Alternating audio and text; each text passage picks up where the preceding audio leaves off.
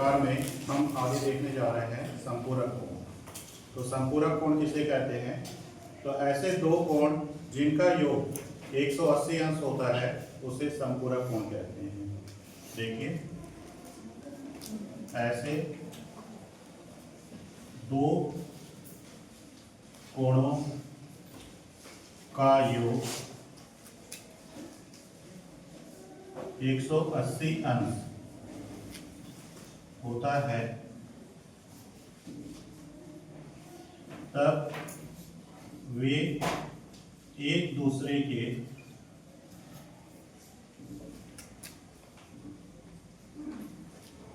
संपूरक कोण कहलाते हैं।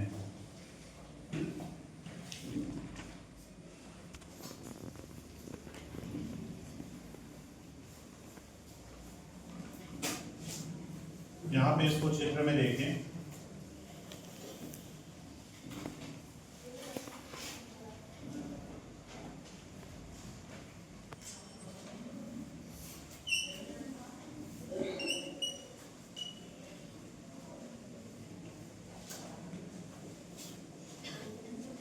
यहाँ पे देखिए, एक कोण बन रहा है AOB और दूसरा कोण जो बन रहा है वो BOC बन रहा है।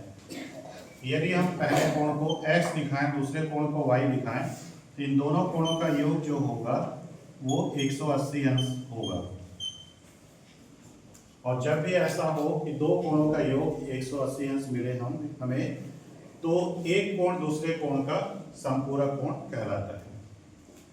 इसी प्रकार से हम देखते हैं अगला आसन कोण।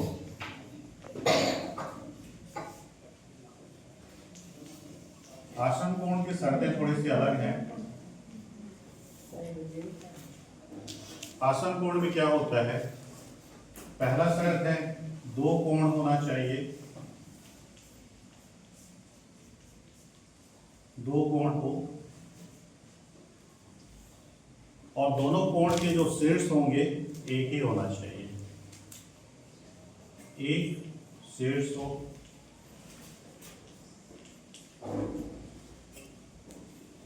तीसरा, उन दोनों कोणों में एक भुजा उभयनिष्ठ होनी चाहिए, एक भुजा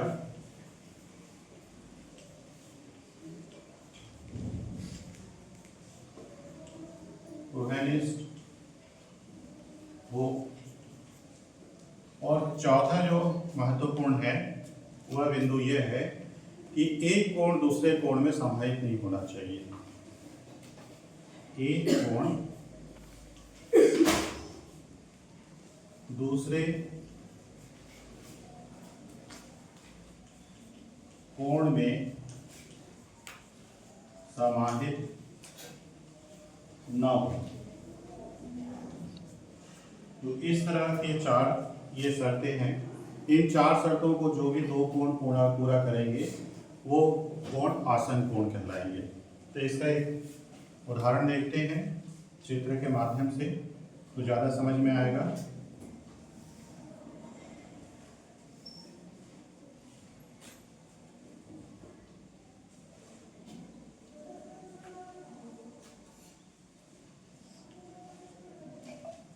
यहाँ पे देखिए, वो हमारा क्या है?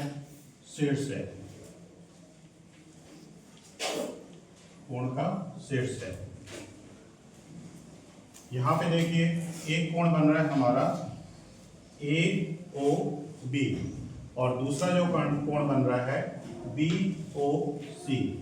यहाँ पे दो कोण बन रहे हैं जिनका मान θ1 θ2 है।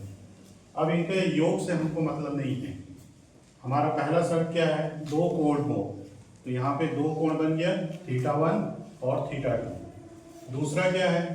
एक शीर्ष हो, अर्थात दोनों कोण के जो शीर्ष होंगे एक ही बिंदु होना चाहिए। ठीक है, तो यहाँ पे भी देखिए दोनों कोण के शीर्ष क्या है? एक ही बिंदु पर है। और तीसरा शर्त क्या है? एक भुजा उभयनिष्ठ हो। तो यहाँ पे देखिए हमारा एक कोण जो है AOB और दूसरा जो कोण है BOC।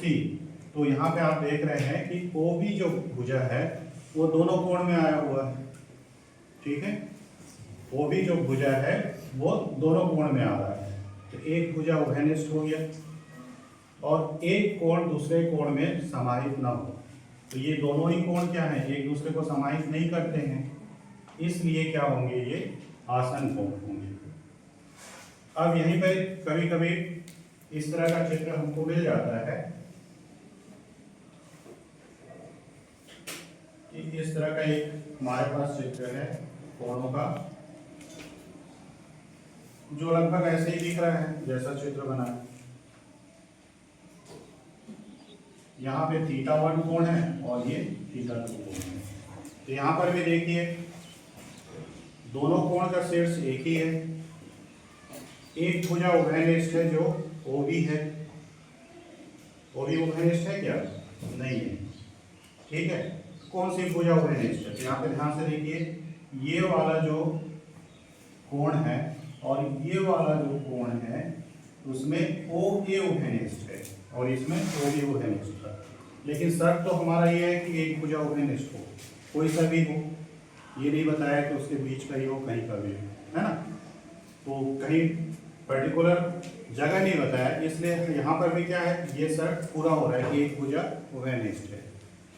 लेकिन जो चौथा बिंदु है कि एक कोण दूसरे कोण में समाहित न हो, यहाँ पे देखिए ये जो θ1 है और ये जो θ2 है, तो θ2 में θ1 समाहित हो गया है, इसलिए चौथे शर्त को पूरा नहीं करता।